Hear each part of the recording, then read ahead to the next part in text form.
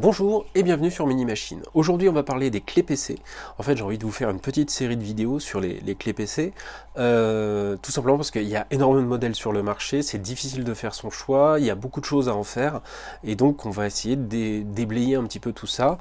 J'ai vu énormément de modèles qui arrivent au CES, vraiment des dizaines voire des centaines de modèles différents qui débarquent.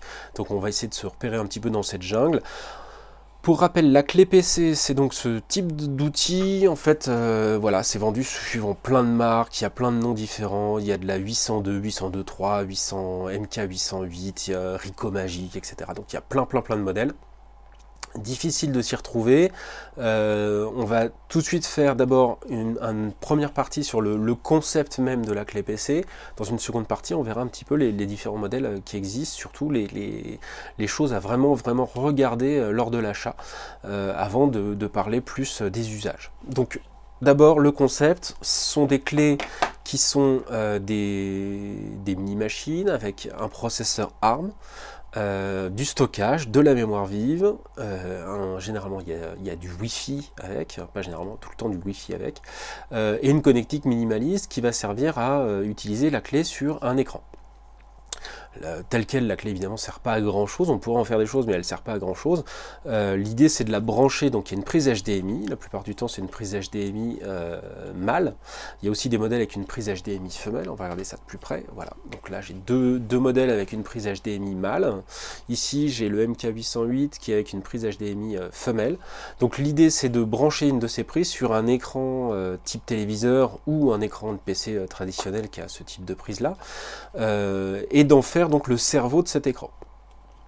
Pour l'alimenter, on a généralement une prise micro USB ou une prise mini USB suivant les modèles, qui va servir donc d'alimentation à la clé PC. L'idée c'est généralement d'utiliser la prise USB qu'il y a sur les téléviseurs qui ont une prise HDMI. Donc en fait on branche la clé.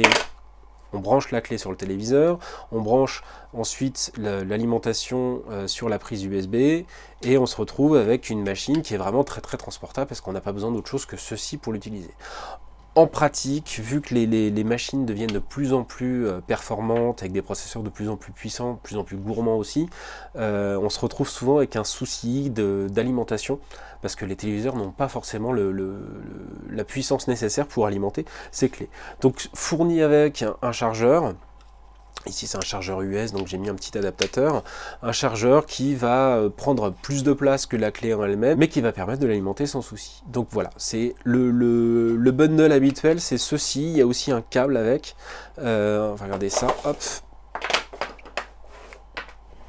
Voilà, ça c'est typiquement le bundle habituel. Donc on a un chargeur, la clé PC, un câble qui va du chargeur à la clé ou du téléviseur à la clé et un câble donc HDMI mâle-femelle qui va permettre de déporter un petit peu la clé de l'arrière du téléviseur pour pas avoir à trifouiller l'arrière du téléviseur en permanence. Voilà, si vous avez une prise sur le côté c'est pratique, si elle est vraiment derrière la machine c'est mieux d'avoir ce type de câble qui va permettre de le déporter quelque peu. Sur la clé en elle-même, on va faire le détail, je vais prendre une clé assez connue qui est la MK808, on a typiquement toujours la même chose, donc d'abord la prise HDMI, qu'elle soit mâle ou femelle. De l'autre côté, une prise USB 2.0 qui est en plein format, donc qui va permettre de brancher soit un hub USB pour brancher plusieurs périphériques, soit directement par exemple une souris sans fil ou un combo clavier souris sans fil ou une manette. On a une prise qui peut être en mini USB comme ici ou en micro USB pour brancher l'alimentation. Une seconde prise qui n'est pas tout le temps là mais qui est souvent là sur les derniers modèles qui permet de brancher autre chose en plus de cette prise ici, donc ce qui permet plus d'évolutivité, et un lecteur de carte micro SDHC donc qui va permettre de stocker plus que ce qui est embarqué sur la clé, sachant que par défaut on a souvent 4, 8, rarement 16 Go. Niveau processeur, on a plein de modèles différents. Maintenant, il vaut mieux conserver un petit peu nos habitudes qu'on a sur la tablette, à savoir choisir des processeurs typiquement Cortex A9, si possible en double cœur. Voilà, donc ça c'est la base, vraiment le principe de base de la clé PC. Un produit qu'on va plugger, brancher sur un téléviseur ou un écran passif qui va devenir son cerveau, qui va permettre de se connecter à Internet pour pouvoir utiliser la plupart du temps Android. On peut utiliser d'autres systèmes, notamment Ubuntu.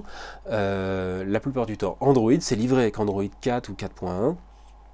Et donc de regarder des vidéos, de streamer des vidéos via YouTube ou autre, de surfer, de regarder ses emails et de jouer.